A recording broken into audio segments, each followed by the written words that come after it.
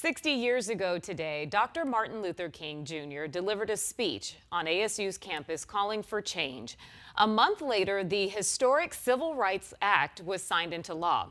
Well, now, 60 years later, tonight there are several events that are celebrating his legacy. 12 News journalist Chase Golightly is joining us live from Tempe, where one of those events is currently underway. Hi, Chase.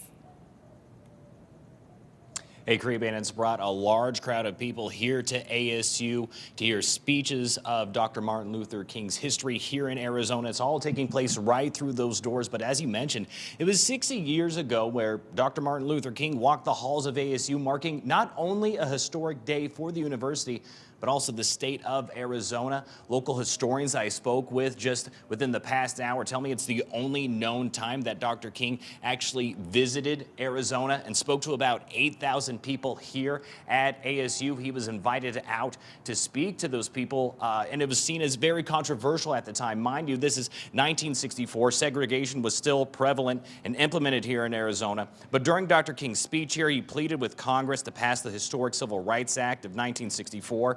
Which happened just a few weeks after his visit. Now, all this time later, local leaders say his message that day continues to be a reminder of what our country should strive for. We have our struggles.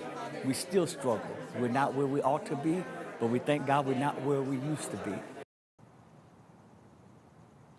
Now, after this event, NBA legend Magic Johnson will actually be speaking here at ASU about civil rights movement and take some questions from the audience. Of course, we'll be sure to bring you Magic Johnson's comments coming up tonight at 10. But for now, we're live at ASU. Chase Golightly, 12 News.